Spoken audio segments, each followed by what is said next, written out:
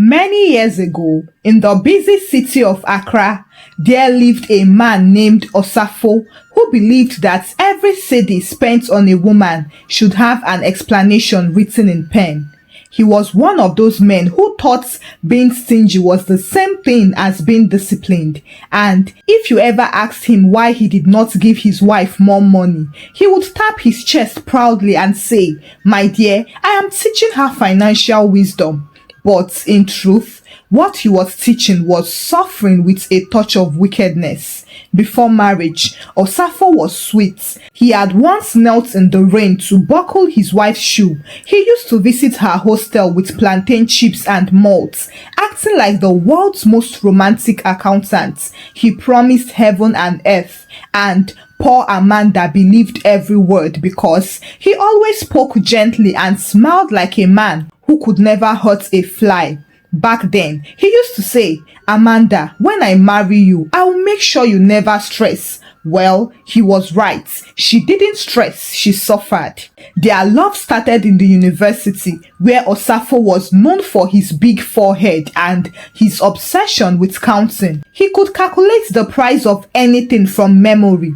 If you told him you bought a bottle of water for 5 cedis, he would say, "You wasted 2 cedis. There is a woman under the mango tree selling it for 3 cedis. He was so tight-fisted that even mosquitoes complained about him. But Amanda didn't see it back then. After all, love was blind and stinginess wore perfume. When they finally married, things went smoothly for the first 6 months until Amanda realized that she had not married a man but a financial policy. Every time she mentioned money, Osafo's eyes would blink like a traffic light. If she asked for 200 cedis to make her hair, he would give her 50 cedis and a motivational speech. If she said she wanted to buy perfume, he would say, "Why do you need perfume? You are not going to heaven yet."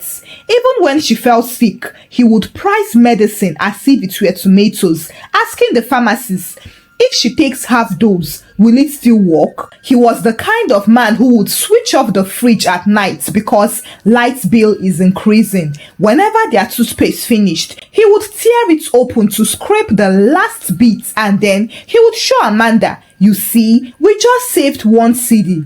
Amanda came from a happy home where her father spoiled her mother with little gifts, so Osafo's stinginess shocked her. She tried to talk to him gently. "Honey, don't you think we should loosen up a bit? You can't measure love by money."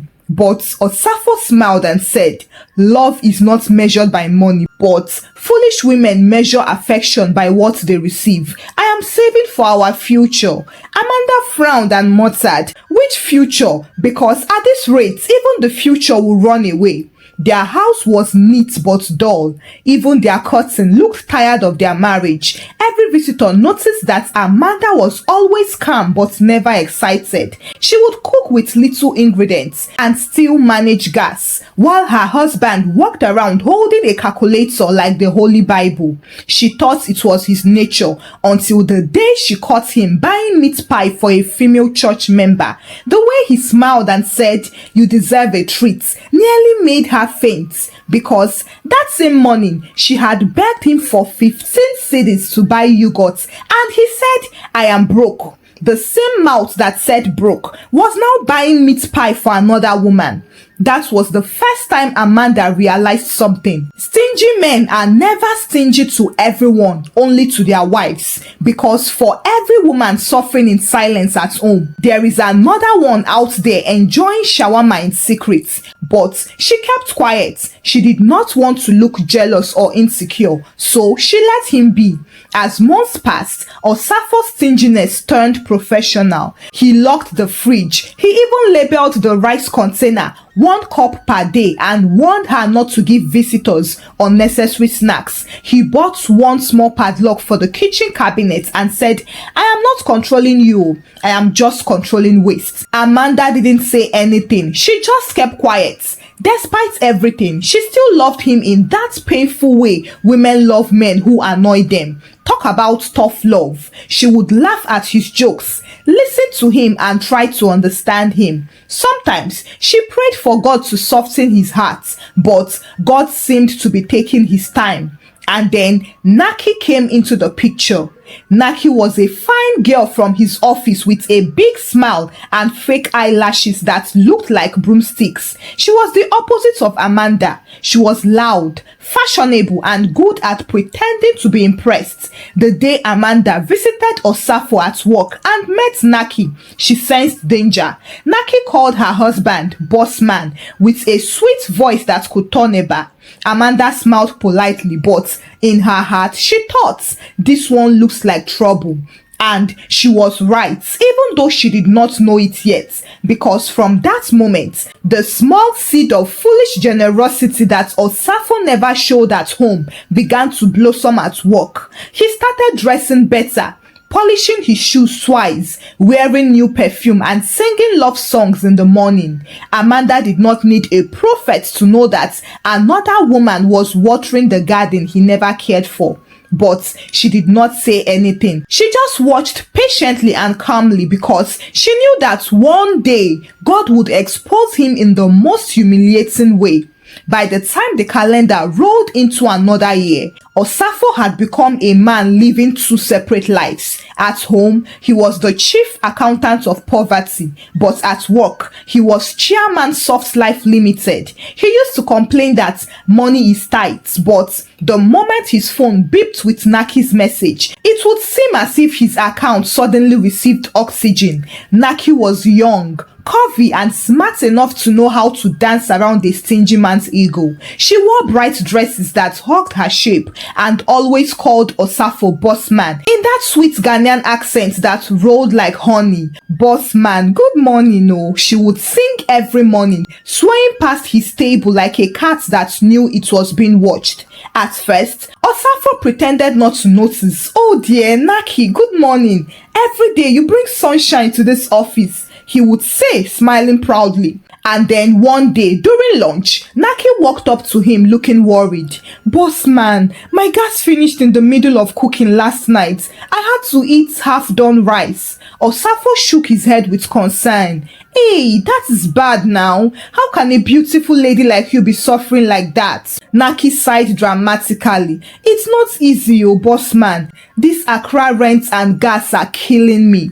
Before he could stop himself, Osafo said, don't worry, I'll send you something small. Now, that something small was 200 cedis. It felt good to be appreciated, and when Naki messaged back, God bless your kind heart, boss man, you are the best. Osafo smiled so hard that even Amanda noticed at home that evening. Why are you smiling to yourself? She asked. Oh, nothing, he said, trying to hide his phone.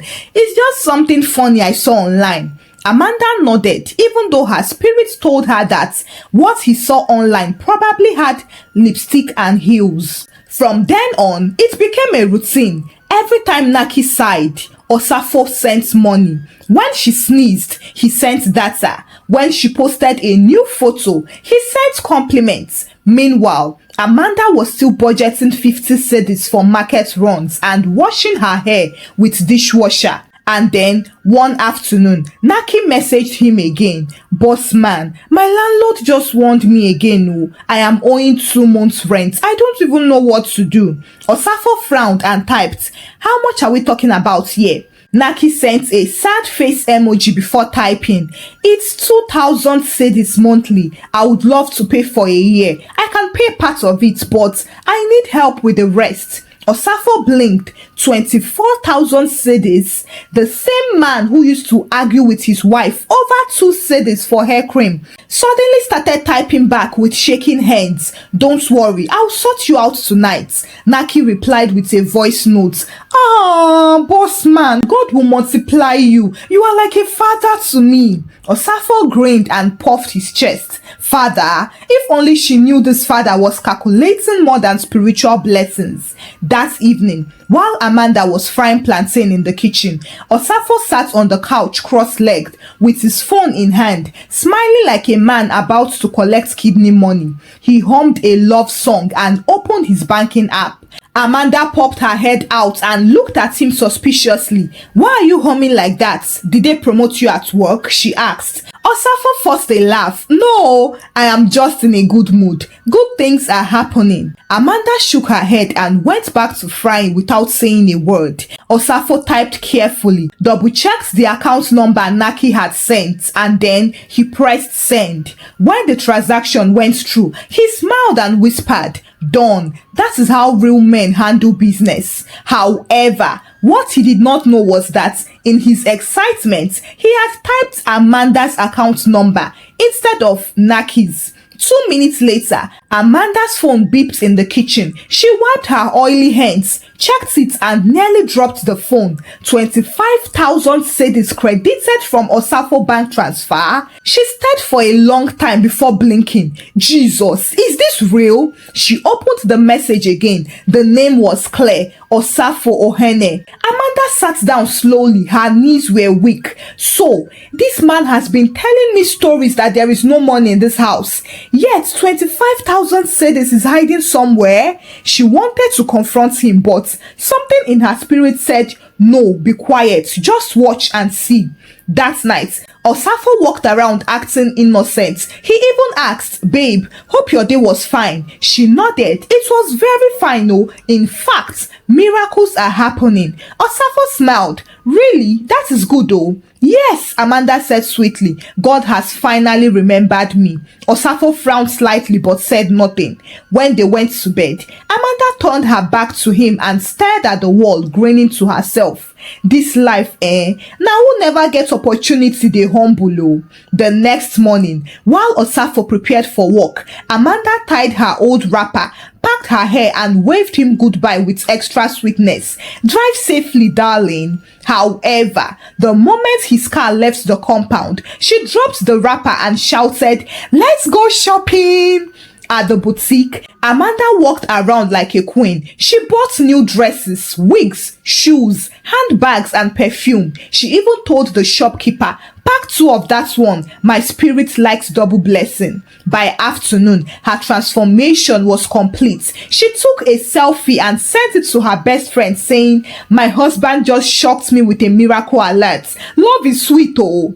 Meanwhile, that evening, Naki messaged Osafo again. "Bossman, thank you so much, oh. I just checked, but I haven't received it yet." Osafo frowned and typed, Maybe network is delaying it. Check again." Naki hissed as she typed, "I have checked, still nothing." Osafo began sweating. He opened his bank app this time and his soul nearly left his body. He rubbed his eyes quickly. The transaction showed Amanda M. Ohene. He blinked 3 times, rubbed his eyes and exclaimed, No, Jesus, what have I done?" He wanted to shout but couldn't. If he shouted, Amanda would hear. If he stayed silent, Naki would keep asking. His head spun like a generator coil. That night, Amanda was sitting cross-legged on the bed, painting her nails and smiling at her phone when he entered. She looked like a woman who had just received peace of mind in bulk. He stood by the door awkwardly and asked, "Babe, did you receive any strange message today?" Amanda looked up casually. "Strange? Like what?" Osafo swallowed hard. "Maybe like money or something, maybe bank error." Amanda raised one eyebrow. "Bank error? What bank sends me money when even you don't?" Osafo forced a smile. "No now, I mean just checking, Sha. Sometimes money goes to wrong accounts." "Oh, did it go to yours or to mine?" Amanda asked sweetly. Osafo laughed nervously. "No, not like that." "Then stop worrying now, dear," Amanda said.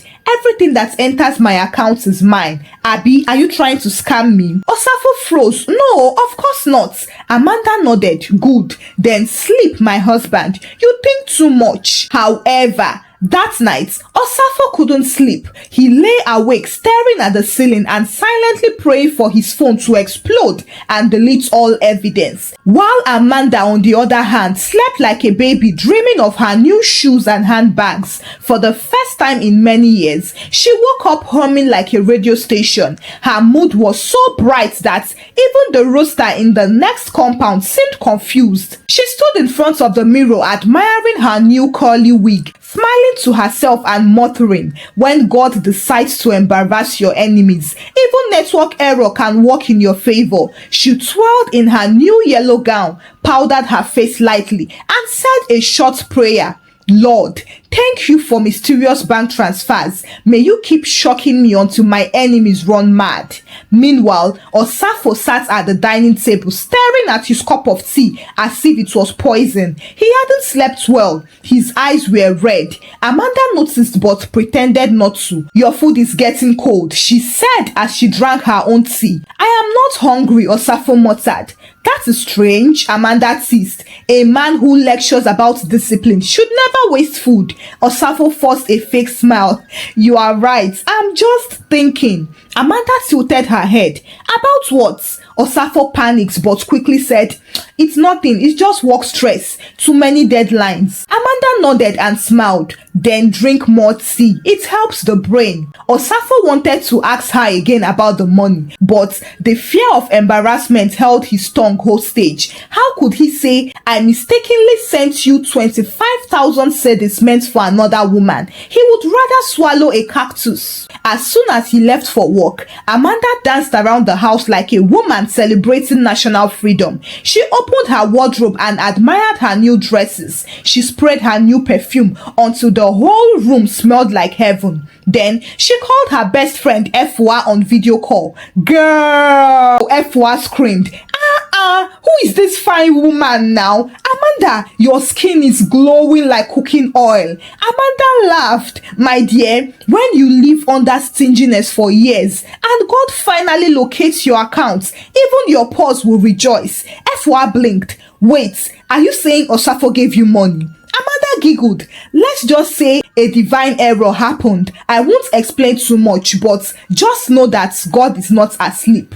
By evening, Amanda had restocked the kitchen, filled the fridge, and even ordered a new set of cooking pots. When Osafo returned home and saw fried rice, chicken, and plantain, his first instinct was fear. He looked around suspiciously. Amanda, who came to visit, or are we hosting somebody? Amanda smiled. No one. I just cooked. Just cooked? Osafo repeated. Chicken, fried rice, plantain. You want to finish my gas? Amanda dropped her spoon and said calmly, Osafo, eat. It is from my pocket. Don't worry about the expenses. Osafo's fear deepened. Wait, where did you get money for all this? Amanda shrugged. Favor found me. You won't understand. Osafo sat quietly, poking at his rice with his fork and trying to convince himself that she couldn't have found the 25,000 cedis. But the more he stared at her glowing face, the more certain he became that his worst fear was true.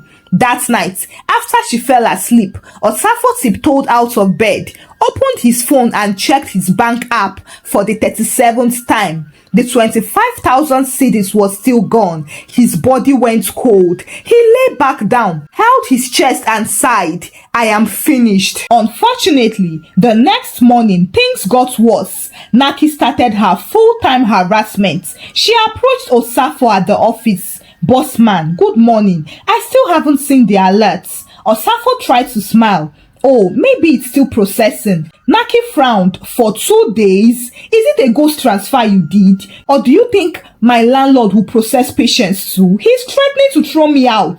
Osafo wiped sweat from his forehead. Don't worry, I'll handle it. Well, the problem was he couldn't handle it. He was broke. He had used his last savings to impress a woman who now called him Bossman the Ghost. At home, Amanda was living her best life. She started dressing better, walking differently, and even singing in the bathroom. She also bought small gold earrings and new shoes that squeaked proudly on the thighs. She even posted a selfie on her WhatsApp status with the caption, when God restores, he over-restores. When Osafo saw it later that evening, his blood pressure went up. He tried to bring up the topic again during dinner. Babe, did you notice any strange alerts? Like maybe money you didn't expect. Amanda looked up and frowned. Strange alert? From who? Osafo swallowed. Maybe from me. Like, maybe by mistake. Amanda laughed loudly. You send money to me by mistake? Osafo, the man who calculates salt before cooking beans? Please, don't start comedy in this house. I am serious, Osafo said. Just check. Amanda's face changed. Wait, are you accusing me of stealing? Osafo panicked. No, I'm just... But she cut him off. Do you normally give me money before? Have you ever woken up and said, Amanda, take 100 cedis for your hair? Now, because blessings are following me up and down, you are uncomfortable. Osafo stared at her helplessly. No, it's not like that. Then stop this nonsense, Amanda snapped. If your bank made a mistake, let them call the person and settle it. If not, then don't interfere in my joy. And with that, she stood up, adjusted her gown and walked out, leaving him to sulk in silence. That night, Osafo could hardly breathe. Every time his phone vibrated, his heart would jump. Naki kept messaging him. Boss man, please don't embarrass me. I told my landlord you already sent it. Osafo replied back. Just give me 2 days. Naki typed back. I have given you 2 weeks. If I don't get it by Friday, I will come to your house myself. Osafo's heart dropped. Come to my house? He sat upright and typed. No, don't do that. Meanwhile, Amanda was sleeping peacefully beside him and snoring softly like a satisfied cat. He stared at her and thought, this woman is enjoying my downfall. By the 3rd week, things began to crumble. Naki stopped talking politely. Boss man, if you don't give me my 25,000 cedis, I'll report you to HR. You think you can play with me? A promise is a promise. Osafo replied weakly, please lower your voice. I'll find the money. That night, he couldn't eat. He paced around the living room until Amanda shouted from the bedroom, stop walking like a generator. You are disturbing my peace. He stopped and whispered to himself, peace? You talk about peace when you've carried my peace to the boutique? By now, his guilt was eating him alive. He could barely look his wife in the eye, and each time she walked past smelling of new perfume, his heart bled. He wanted to confess, but shame held his lips together. As for Amanda, she had already pieced the puzzle together. The way Osafo kept asking about alerts, the way his eyes followed her shopping bags, it was clear he must have meant to send that money elsewhere. But she decided not to speak as she knew that silence was sometimes the most expensive revenge. Every morning, she woke up glowing brighter, while every night, Osafo sank deeper into worry. Their marriage had completely turned into a silent comedy. One person was pretending to be innocent and the other was pretending not to know. Sadly, the storm was not even over for Osafo yet because Naki had made up her mind. She was coming to collect her rent promise, and this time she wasn't coming quietly.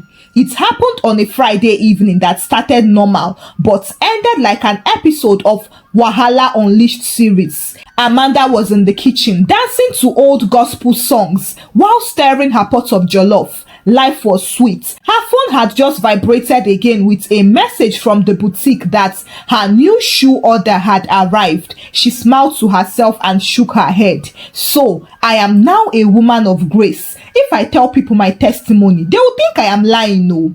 Meanwhile, in the sitting room, Osafo sat like a man sitting on hot coal. He had barely eaten for days. His forehead had become the meeting point of sweat and confusion, and every beep from his phone felt like an alarm from heaven announcing Judgment Day. He knew he couldn't run anymore because Naki had sent her last message that morning. Boss man, today na today, I am coming for my 25k. I don't care where you hide. Osafo had replied weakly, please don't come, let me sort it out. But Naki ignored him. Now, as the clock ticked towards 7:30 p.m., he kept glancing at the door, praying silently, Lord, even if you won't bless me, at least delay this girl's Uber. But heaven was silent. The knock came loud and sharp. Pop, pop, pop. Amanda looked up from the kitchen. Who is knocking like a debt collector? Osafo's heart jumped into his throat. Maybe it's the neighbor. Amanda frowned. Which neighbor knocks like that? The knock came again, harder this time, and a female voice shouted, open this door, I know you are inside. Amanda froze. She slowly turned towards her husband and narrowed her eyes. Who is that? Osafo smiled nervously. Maybe it's the wrong house. But before he could blink, Amanda marched to the door and swung it open. And there she was, Naki. She was dressed in a red bodycon gown that could blind a camera. Her makeup was shining under the corridor lights. She did not even greet. She just pushed the door halfway open and barked. Where is he? Where is Osafo? Amanda blinked in confusion. Sorry, who are you? I am Naki, she snapped. Tell that man to bring my 25k. If not, I will sleep here tonight. Amanda slowly turned towards her husband, who was now standing like a malfunctioning robot. 25,000, Amanda repeated slowly.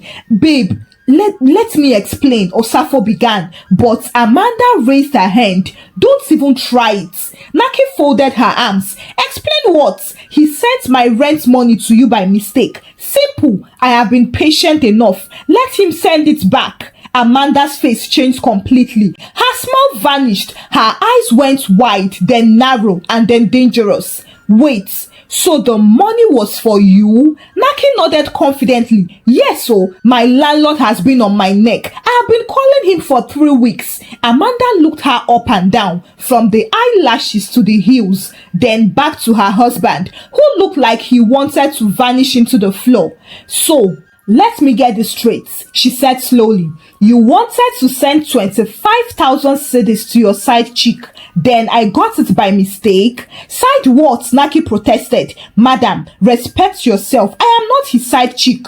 Oh, please, Amanda said and folded her arms. You think I was born yesterday? Do I look like his bank app? Naki scoffed. I just want my money. Amanda smiled tightly. Good. Well, here we are. She turned to Osafo and her eyes darkened. So, this is why you've been behaving like a ghost at home. You were busy funding another woman's rent while I was managing 1 cup of rice. Osafo tried to speak. Amanda, it's not what you think. Shut up, Amanda snapped. It is exactly what I think. You've been stingy to me, stingy to yourself, stingy to the future, but generous to nonsense. Naki raised her hand. Madam, I don't want drama. Just refund my money and I will go. Amanda laughed. Refund? My dear, that money was mine to start with, and it has already gone on a pilgrimage. Shoes, bag, wig, perfumes, even beads in the cupboard. You have to go to heaven to collect it.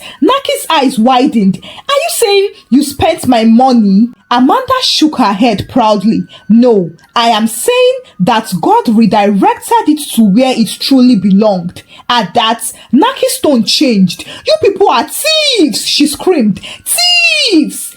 Amanda stepped closer. Her eyes were blazing. Careful, young lady. Before you insult me, remember you came to another woman's house, demanding money from her husband. If I called the neighbors on you, you would trend before midnight. The tension was thick by now. Osafo stood in the middle like a referee who had lost his whistle. Ladies, please, calm down. Let's not. But Amanda turned on him. Shut your mouth before I use that 25,000 to buy sense for you. How dare you send money to another woman when you tell me stories about being broke? You've been hiding blessings from me to impress this broomstick? Naki gasped. Broomstick? Me?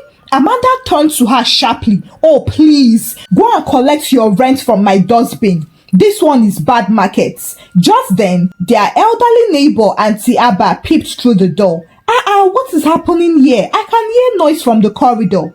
Amanda smiled sweetly. Nothing, no, auntie. It's just a small financial misunderstanding. My husband accidentally sent another woman my blessing. Auntie Abba gasped. Hey, so men have started doing home to abroad transfers now? Amanda nodded. Yes, so, but God redirected it. Auntie Abba clapped her hands. Serves him right. These men with side projects will never learn. Naki hissed. I don't have time for this nonsense. She turned to Osafo. Bossman, if you don't send me my money tonight, I am reporting you to HR. Amanda shouted. Call HR. Call FIC. Call CNN. I don't care. After all, I did not do Sakawa. Just make sure you mention that you were eating a married man's money while his wife was drinking garri." Naki froze speechless. Then she stormed out and slammed the door. The moment the door closed, Amanda slowly turned to Osafo. The calmness in her voice scared him more than any shouting ever could. "Osafo, you see your life. You couldn't even buy me small perfume, but you were ready to pay another woman's rent.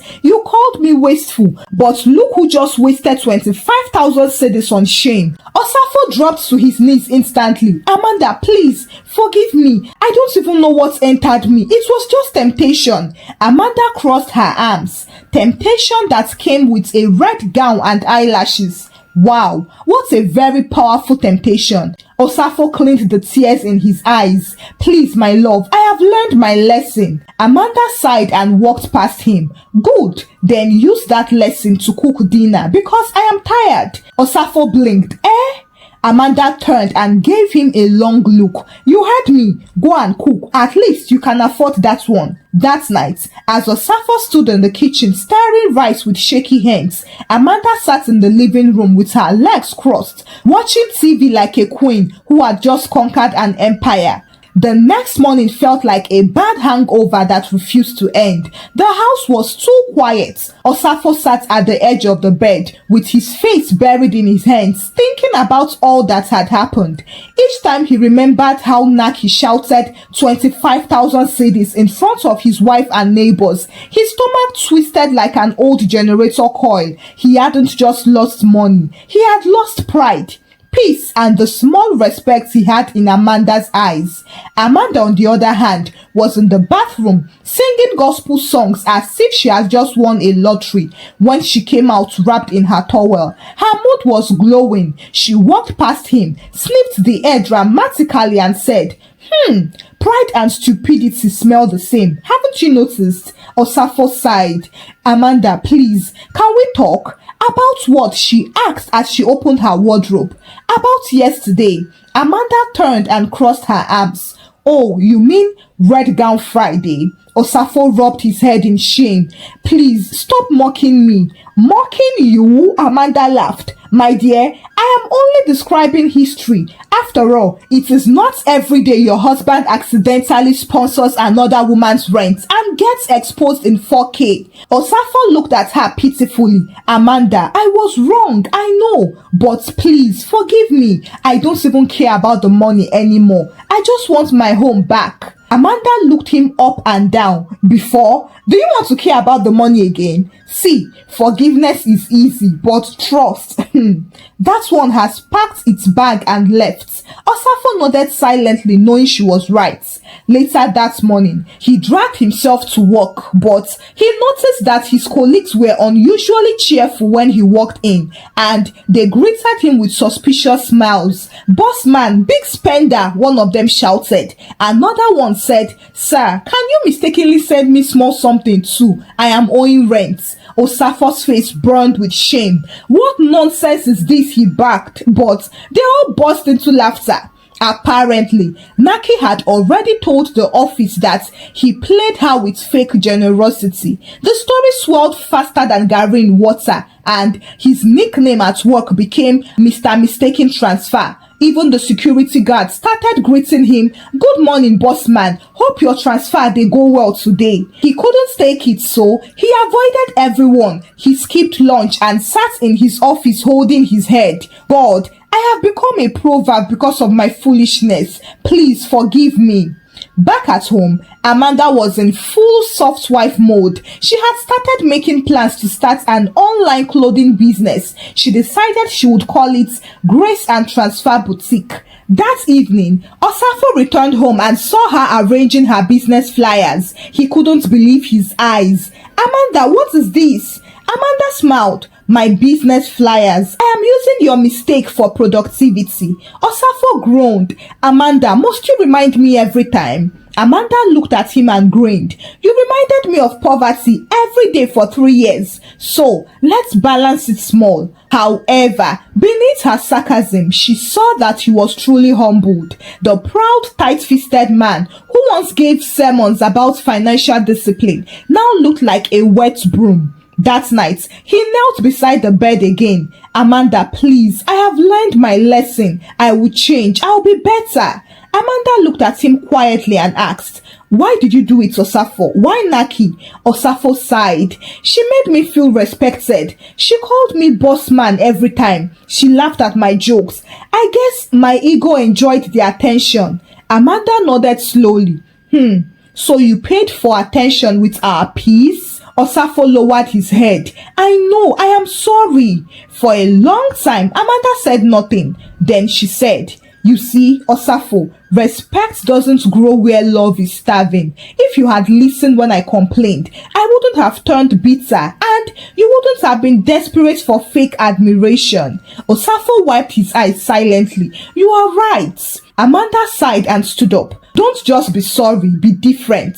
2 weeks later, the house began to change. Osafo was still quiet but different. He no longer locked the kitchen cabinet or counted grains of rice. He even surprised Amanda one afternoon with a bouquet of flowers and an envelope. Amanda frowned suspiciously. I hope there is no apology letter for another woman inside this one. Osafo smiled. No, just open it. She opened it and inside was 15,000 cedis cash for your next hair and to support your business, Osafo said. And no sermon this time. Amanda blinked in disbelief. You are giving me money freely? Osafo nodded. Yes, freely. I finally realized that stinginess is just fear wearing pride. I have been afraid of losing money and I ended up losing my peace. Amanda's heart softened. You finally said something sensible. They sat together that evening, eating steak and laughing, awkwardly at first, but soon it flowed freely. He even offered to help her arrange clothes for delivery. Meanwhile, Naki's chapter closed in disgrace. She left the office shamefully after HR found out that she had been collecting help from several men. One day, Amanda saw her at the market selling second-hand shoes. Their eyes met briefly and Amanda smiled and said, don't worry, life knows how to balance itself. That evening, as she and Osafo watched TV together, Amanda turned to him. Do you know something funny? What? Osafo asked.